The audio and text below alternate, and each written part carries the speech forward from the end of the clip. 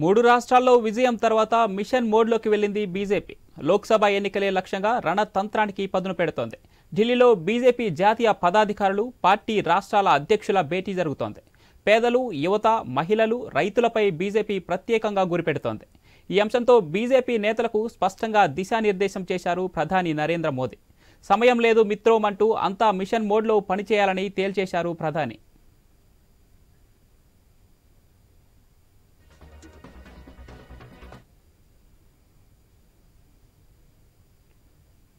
లోక్సభ ఎన్నికల్లో బీజేపీ సన్నద్ధతపై సమీక్ష చేశారు పార్టీ అగ్రనేతలు. 2019 లోక్సభ ఎన్నికల సమయంలో మార్చి 10న లోక్సభ ఎన్నికల షెడ్యూల్ ప్రకటించారు. ఇప్పుడు అదే రోజు ఎన్నికల షెడ్యూల్ ప్రకటిస్తే పార్టీ చేతిలో సమయం ఉండేది 79 రోజులే. అందుకే వచ్చే నెలలోనే 160 మంది లోక్సభ అభ్యర్థులను బీజేపీ జాతీయ నాయకత్వం ప్రకటించే అవకాశం ఉంది. రైట్, ఇక ఇదే విషయంపై మరింత సమాచారం మా ప్రతినిధి రామకృష్ణ అందిస్తారు. ఎస్ రామకృష్ణ. చూసుకున్నట్టుగైతే బీజేపీ కొంత దూకుడుగానే వ్యవహరిస్తుంది. ఎందుకంటే మూడు రాష్ట్రాల్లో విజయం బీజేపీలో చాలా ఉత్సాహాన్ని ఇచ్చింది. ఈ విజయంతోనే ఇక శ్రేణుల్ని సిద్ధం చేస్తుంది నెక్స్ట్ ఎన్నికలకి. మరి 2024 లోక్సభ ఎన్నికలకి ఇప్పటికే అంతా సిద్ధం చేసింది. ఈ నేపథ్యంలోని బీజేపీ పదాధికారుల సమావేశం జరిగింది. సమావేశానికి అన్ని రాష్ట్రాల నుంచి నేతలు వచ్చారు.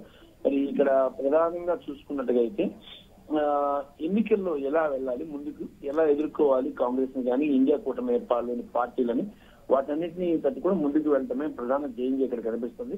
మరి దానికోసం దిశాదశను అందరికీ నేతలందరికీ కూడా చెప్పడం జరిగింది మోడీ. ఇంకా ఆ నేపథ్యంలో ఇక ఏ రాష్ట్రానికి ఆ రాష్ట్రం ఎప్పటికప్పుడు ప్లాన్స్ మార్చుకుంటూ హైకమాండ్ కి ఆ విషయాలను కూడా ఎప్పటికప్పుడు వివరిస్తా ఉంటే హైకమాండ్ ఇక్కడ నుంచి వాళ్ళని గైడ్ చేసి ముందుకు పంపిస్తా ఉంటుంది. మరి అధికారంలో రాష్ట్రాల్లో ఓకే, అధికారంలో లేని రాష్ట్రాల్లో పరిస్థితి అనే దాని మీద కూడా ప్రత్యేకంగా చర్చించారు. అధికారంలో లేని రాష్ట్రాలు అధికారం కైవసం చేసుకోవడానికి ఏ రకంగా చేయాలనే దానికి సంబంధించి కూడా ఇటు అమిత్ షా, మోడీ ఇద్దరు కూడా నేతలకి రిటర్న్ చేయడం జరిగింది. మరి దాని ప్రకారం ఇక్కడ మొత్తం టోటల్ గా చూసుకున్నట్టుగైతే గత ఎన్నికల్లో 350 సీట్లు గెలుపొందింది బీజేపీ. మరి ఈసారి అన్ని సీట్లు వచ్చే అవకాశాలు లేవు అంటున్న నేపథ్యంలో బీజేపీ చాలా వేగంగా పావులు కలుగుతుంది. మళ్ళీ 350 కొట్టడానికి సర్వం ప్లాన్ సిద్ధం చేస్తుంది. మరి ఈ ప్లాన్ ప్రకారం ముందుకెళ్తే గతంలో మాదిరిగానే 350 సీట్లు వస్తాయని చెప్పి మోడీ వివరించారు. మరి దానికి సంబంధించి కొంత సమాచారం కూడా నేతలు సమావేశం మీడియాకి చెప్పే అవకాశం ఉంది. Right, thank you Ramakrishna.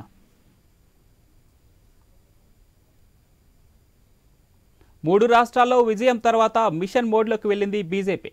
Lok Sabha ఎన్నికలే లక్ష్యంగా రణతంత్రానికి పదును పెడుతోంది. ఢిల్లీలో బీజేపీ జాతీయ పదాధికారులు, పార్టీ రాష్ట్రాల అధ్యక్షుల భేటీ జరుగుతోంది. పేదలు, యువత, మహిళలు, రైతులపై బీజేపీ ప్రత్యేకంగా గురిపెడుతోంది. ఈ అంశంతో బీజేపీ నేతలకు స్పష్టంగా దిశానిర్దేశం చేశారు ప్రధాని నరేంద్ర మోదీ. సమయం లేదు మిత్రోమంటూ అంతా మిషన్ మోడ్లో పనిచేయాలని తేల్చేశారు ప్రధాని.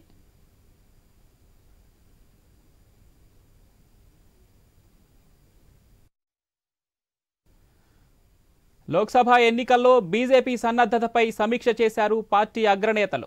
2019 లోక్సభ ఎన్నికల సమయంలో మార్చి 10న లోక్సభ ఎన్నికల షెడ్యూల్ ప్రకటించారు.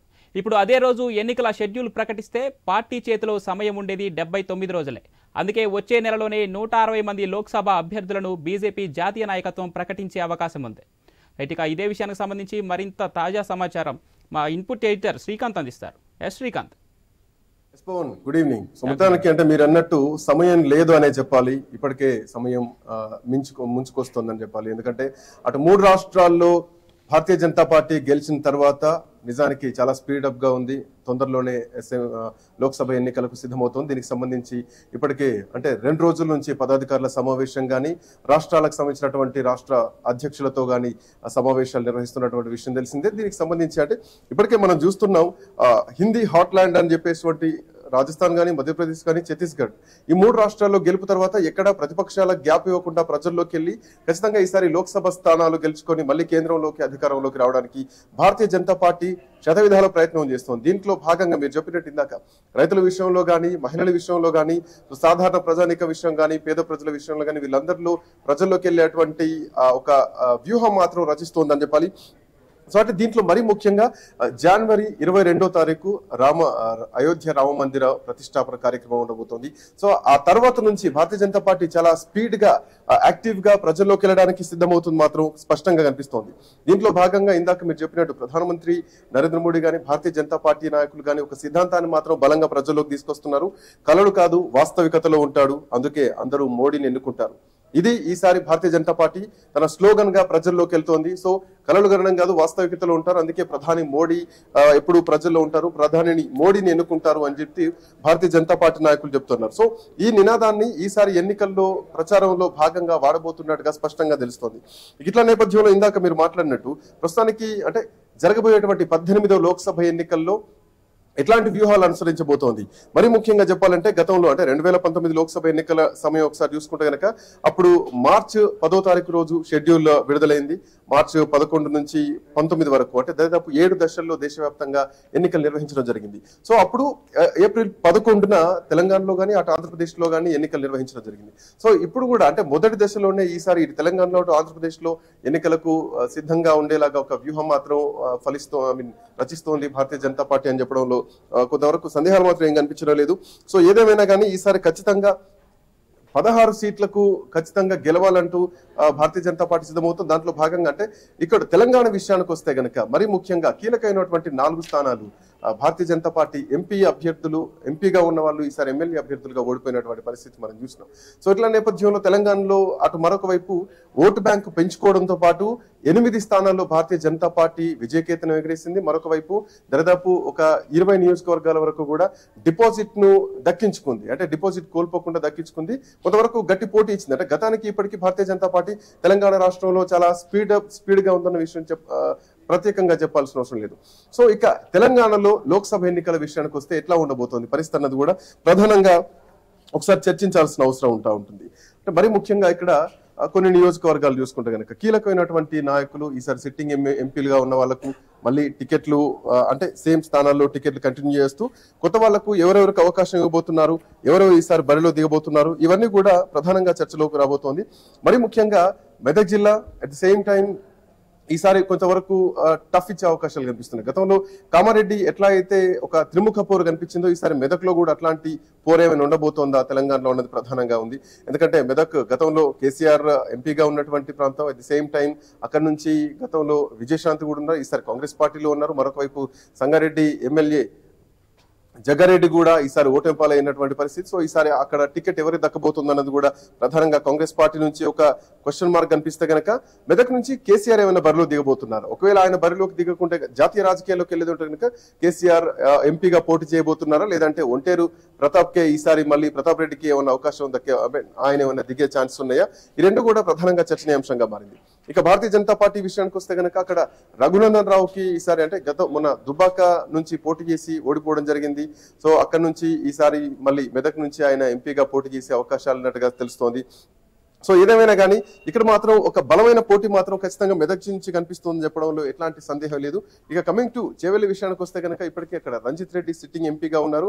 కాంగ్రెస్ పార్టీలో కూడా కొంతవరకు సందిగ్ధమైనటువంటి వాతావరణం కనిపిస్తోంది. పార్జాత నరసింహారెడ్డి అక్కడి నుంచి టికెట్ ఆశిస్తున్నటువంటి వ్యక్తి. గతంలో కాంగ్రెస్ పార్టీ నుంచి అంటే మొన్నటి ఎన్నికల్లో కేఎల్ఆర్ కిచెన్ గారి లక్ష్మారెడ్డికి అసెంబ్లీ టికెట్ ఇవ్వడం జరిగింది. ఆయన ఓటెంపాలు కావడం, అక్కడ సబితాంద్రారెడ్డి గెలవడం, ఇవన్నీ జరిగిపోయింది. సో ఇట్లా నేపథ్యంలో ఓడిపోయిన అభ్యర్థులకు మళ్ళీ ఈసారి టికెట్ ఇచ్చే అవకాశం లేదు, ఎందుకంటే టికెట్ ని సాక్రిఫైస్ చేసిన వాళ్ళు కూడా ఈసారి పోటీలో ఉన్నారు కాబట్టి. సో ఇక్కడ కాంగ్రెస్ పార్టీ ఎట్లా నిర్ణయం తీసుకుంటుంది అన్నది కూడా ప్రధానంగా చర్చనీయాంశంగా మారింది. ఇక మరొక వైపు భారతీయ జనతా పార్టీ నుంచి మాజీ ఎంపీ కొండ విశ్వేశ్వరరెడ్డి ఉన్నారు. ఆయన 2014లో బీఆర్ఎస్ పార్టీ నుంచి గెలవడం జరిగింది. ఆ తర్వాత 18లో కాంగ్రెస్ పార్టీ నుంచి ఓడిపోవడం జరిగింది. ఈసారి మళ్ళీ భారతీయ జనతా పార్టీలో టికెట్ రేస్ లో కనిపిస్తున్నారు. సో ఎట్లా ఉండబోతోంది భారతీయ జనతా పార్టీ, అక్కడ ఎంతవరకు పోటీ ఇవ్వబోతోందని కూడా ప్రధానంగా ఒక చర్చనీయాంశంగా మారినటువంటి పరిస్థితి కనిపిస్తుంది. సో ఓవరాల్ గా అంటే ఇటు ఈటెల రాజేందర్ విషయం తీసుకుంటే కనుక అదే కాంగ్రెస్ పార్టీ తరపు నుంచి సోనియా గాంధీ గారు కూడా తెలంగాణలో పోటీ చేయాలని చెప్పేసి మొన్న తెలంగాణ కాంగ్రెస్ పార్టీ తీర్మానం చేసినదో షబ్బీర్ అలీ గారు ప్రకటించడం మనం చూసాం. అయితే దీనికి సోనియా గాంధీ సుముఖంగా ఉన్నారా? ఒకవేళ పోటీ చేయడానికి సిద్ధమైతే తెలంగాణ నుంచి ఏ నియోజకవర్గం నుంచి పోటీ చేయడానికి రెడీగా ఉన్నారు?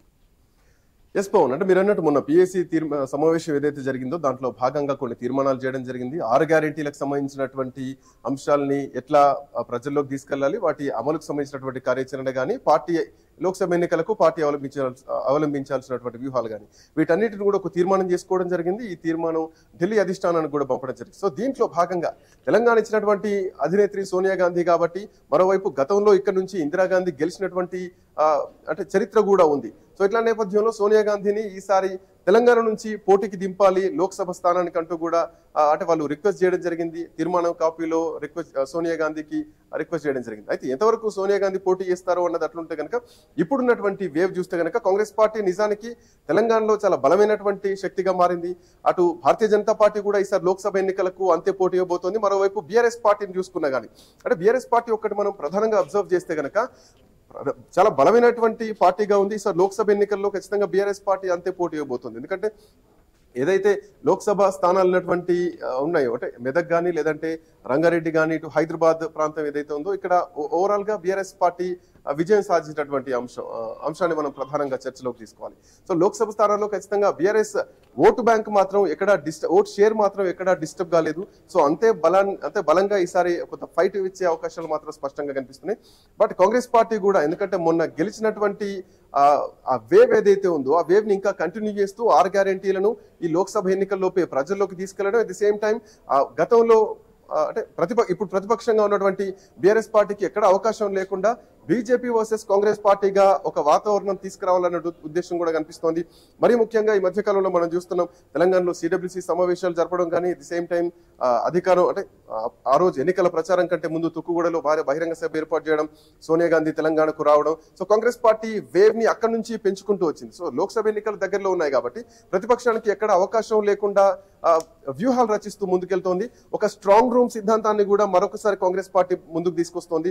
భారతీయ జనతా పార్టీ ఒకవైపు ఢిల్లీ కేంద్రంగా రాజకీయాలు చేస్తూ అంటే వ్యూహాలు రచిస్తూ రాష్ట్ర అధ్యక్షులందరినీ పదాధికారులందరినీ కూడా అక్కడ ఇంపార్టెంట్ నాయకులందరినీ కూడా మీటింగ్లు పెట్టి సమావేశాలు పెట్టి ఒక తీర్మానాలు ఏదైతే చేస్తున్నారో, కాంగ్రెస్ పార్టీ కూడా అట్లాంటి సమావేశాలు చేస్తుంది. రీసెంట్ గానే సిడబ్ల్యూసీ సమావేశం ఏర్పాటు చేసినటువంటి విషయం కూడా తెలుసు. తెలంగాణ నుంచి ముఖ్యమంత్రి రేవంత్ రెడ్డి కూడా ఇటు అసెంబ్లీ సెషన్స్ నడుస్తుంటే అటు ఢిల్లీకి వెళ్లి సిడబ్ల్యూసీ సమావేశం అటెండ్ అయి రావడం కూడా జరిగింది. సో ఇట్లా నేపథ్యంలో ఇక్కడ పోటీ మాత్రం ఖచ్చితంగా ఒక త్రిముఖ పోరు ఉండే అవకాశాలు మాత్రం స్పష్టంగా కనిపిస్తుంది. కాంగ్రెస్ పార్టీ కూడా ఈసారి 16 స్థానాల్లో చాలా సీరియస్ గా ట్రై చేస్తోంది. గతంలో మనం చూడొచ్చు 16 అంటూ బీఆర్ఎస్ పార్టీ ప్రజల్లోకి వెళ్ళినటువంటి సందర్భం చూసాం. బట్ భారతీయ జనతా పార్టీ 4 సీట్లు గెలుచుకున్నా, అంటే ఎమ్మెల్యే స్థానాల్లో ఒక్క దాంట్లో గెలుచుకున్నా గానీ ఆ టైంలో బీజేపీ 4 స్థానాల్లో ఎంపీగా గెలవడం జరిగింది. సో ఈసారి 8 మంది ఎమ్మెల్యేలుగా గెలవడం జరిగింది. అదే ఒక ఆదిలాబాద్ జిల్లా నుంచి మనం చూడొచ్చు 4 ఎమ్మెల్యేలు గెలవడం జరిగింది. సో ఓవరాల్ గా చూస్తే కనుక బీజేపీకి ఈసారి కొంత ఓటు బ్యాంకు పెరగడం, at the same time vote share కూడా పెరగడం, మరొక వైపు డిపాజిట్లు కూడా దక్కించుకున్నటువంటి సందర్భం కూడా మనం చూస్తాం. సో బలమైన శక్తిగా ఈసారి భారతీయ జనతా పార్టీ ఎదిగిందని చెప్పడంలో ఎట్లాంటి సందేహం లేదు. ఇక మీరు అన్నట్టుగా సోనియా గాంధీ తెలంగాణ నుంచి ఒకవేళ పోటీ చేస్తే కనుక ఖచ్చితంగా మల్కాజ్గిరి నుంచి పోటీ చేయించాలన్న ఉద్దేశంతో కాంగ్రెస్ పార్టీ నాయకత్వం చూస్తోంది. ఒకవేళ మల్కాజ్గిరి, ఎందుకంటే ఇప్పటికే రేవంత్ రెడ్డి అక్కడ సిట్టింగ్ ఎంపీగా ఉండి ఈ మధ్యనే ముఖ్యమంత్రి పదవి తీసుకునే ముందు ఎమ్మెల్యే గెలిచిన తర్వాత ప్రమాణ స్వీకారం సమయంలో అటు ఎంపీ పదవికి రాజీనామా చేయడం జరిగింది. సో సిట్టింగ్ అక్కడ కాంగ్రెస్ పార్టీ ఎంపీగా రేవంత్ రెడ్డి ఉన్నాడు కాబట్టి ఖచ్చితంగా చరిష్మా పనిచేస్తుంది. సోనియా గాంధీని ఈసారి మల్కాజ్గిరి నుంచి పోటీ చేయించాలన్న ఉద్దేశంతో కాంగ్రెస్ పార్టీ నాయకత్వం భావిస్తోంది. ఒకవేళ అదే జరిగితే గనక అటు ప్రధానమంత్రి నరేంద్ర మోడీని కూడా ఈసారి తెలంగాణ నుంచి పోటీ చేయించాలన్న ఉద్దేశంతో భారతీయ జనతా పార్టీ నాయకులు ఉన్నట్టుగా తెలుస్తోంది. ఒకవేళ అదే జరిగితే కనుక సౌత్ లో భారతీయ జనతా పార్టీ ఎంట్రీకి ప్రధానమంత్రి మోడీ నిజంగా మరొకసారి పునాది వేయబోతున్నారా? ఎందుకంటే లోక్సభ ఎన్నికలకు అసెంబ్లీ ఎన్నికలకు చాలా తేడా ఉంటుంది. అసెంబ్లీ ఎన్నికల్లో అటు కర్ణాటక చూసుకున్నా కానీ తెలంగాణలో చూసుకున్నా కానీ నరేంద్ర మోడీ చరిష్మా ఎక్కడ పెద్దగా పనిచేయలేదు. సో లోకల్ గా ఉన్నటువంటి నియోజకవర్గ స్థాయిలో ఉన్నటువంటి బలమైన నాయకులు ఎవరైతే ఉన్నారో వాళ్ళ చరిష్మా పనిచేసింది. భారతీయ జనతా పార్టీకి అదే గట్టి బలం అని చెప్పాలి. సో ఇట్లా నేపథ్యంలో లోక్సభ ఎన్నికలకు వచ్చేసరికి మాత్రం ఖచ్చితంగా కొంతవరకు చేంజెస్ ఉంటాయి. సో సెంట్రల్లో ఎవరు ఉండాలి, కేంద్ర నాయకత్వం ఎవరు ఉండాలన్నది కూడా ప్రధానమంత్రి నరేంద్ర మోడీకి కొంతవరకు పాజిటివ్ ఉండే అవకాశం ఉంటాయి. బట్ ఎంతవరకు భారతీయ జనతా పార్టీ నాయకులు ఒప్పించి తెలంగాణ నుంచి పోటీ చేపిస్తారో అన్నది మాత్రం చూడాలి. ఒకవేళ కాంగ్రెస్ పార్టీ నుంచి సోనియా గాంధీ పోటీ చేస్తారా, లేదంటే రాజ్యసభ నుంచి కూడా సోనియా గాంధీని తెలంగాణ నుంచి పంపించే అవకాశాలు కూడా ఉంటాయి. సో అట్లాంటి నేపథ్యంలో ఎట్లా ఉండబోతుంది? సోనియా గాంధీ తెలంగాణలో పోటీ చేస్తే మాత్రం కాంగ్రెస్ పార్టీకి ఇంకొంత బలం మాత్రం ఖచ్చితంగా పెరగబోతుంది. బట్ ఇట్లా నేపథ్యంలో బీఆర్ఎస్ పార్టీ ఎట్లా ఉండబోతుంది అన్నది కూడా ప్రధానంగా చర్చనీయాంశంగా మారింది. ఎందుకంటే బీఆర్ఎస్ పార్టీకి చాలా బలమైనటువంటి మెజార్టీ వచ్చింది పోయినసారి 2019 ఎన్నికల్లో. వరంగల్ చూసుకున్నా కానీ, మెదక్ చూసుకున్నా కానీ, కరీంనగర్ చూసుకున్నా కానీ చాలా అంటే దరిదాపు 3 లక్షలు 2 లక్షలు లక్ష పైన మెజార్టీ తోటి బీఆర్ఎస్ చాలా బలమైనటువంటి మెజార్టీతో గెలవడం జరిగింది. సో ఈసారి ఎట్లా ఉండబోతోంది, బీఆర్ఎస్ పార్టీ ఎట్లాంటి వ్యూహాలు రచించబోతోంది అన్నది కూడా ప్రధానంగా చూడాలి. ఎందుకంటే కాంగ్రెస్ పార్టీ ఖచ్చితంగా ఈసారి 16 స్థానాల్లో ఎన్ని సీట్లు సంపాదించుకోబోతోంది అన్నది కూడా ప్రధానంగా చర్చనీయాంశంగా మారింది. సో ఖచ్చితంగా ఒక 12 సీట్ల వరకు కాంగ్రెస్ పార్టీ ఈసారి గెలవబోతోందంటూ కూడా కాంగ్రెస్ పార్టీ నాయకులు కొంతమంది చెప్తున్నటువంటి పరిస్థితి కనిపిస్తోంది. మరొక వైపు కీలకమైన నాయకులు ఎవరైతే ఉన్నారో అటు రాథోడ్ గానీ, లేదంటే సోయం బాపురావు గానీ, లేదంటే ఇటు దుబ్బాక నుంచి రఘునందన్ రావు గానీ, ఈటల రాజేందర్ గానీ, బండి సంజయ్ గానీ, సో కీలకమైనటువంటి నాయకులంతా కూడా ఓటమి పాలైనటువంటి క్రమంలో వీళ్ళంతా కూడా అంటే ఆల్రెడీ సిట్టింగ్ లా ఉన్న వాళ్ళు, ఈవెన్ ధర్మపురి అరవింద్ చూసుకున్నా కానీ సిట్టింగ్లకు టికెట్లు ఇస్తూ సిట్టింగ్లను ఆయా స్థానాల్లో కంటిన్యూ చేసే అవకాశాలు కూడా ఈసారి స్పష్టంగా కనిపించినా కానీ కొత్త వాళ్లకు ఎవరెవరికి టికెట్లు దక్కబోతున్నాయి, తెలంగాణలో ఉన్నటువంటి 17 అసెంబ్లీ స్థానాల్లో ఈసారి పోటీ ఎట్లా ఉండబోతుంది అన్నది కూడా ప్రధానంగా చూడాల్సినటువంటి అవసరం అయితే ఉంది. Right, thanks for the update Srikanth.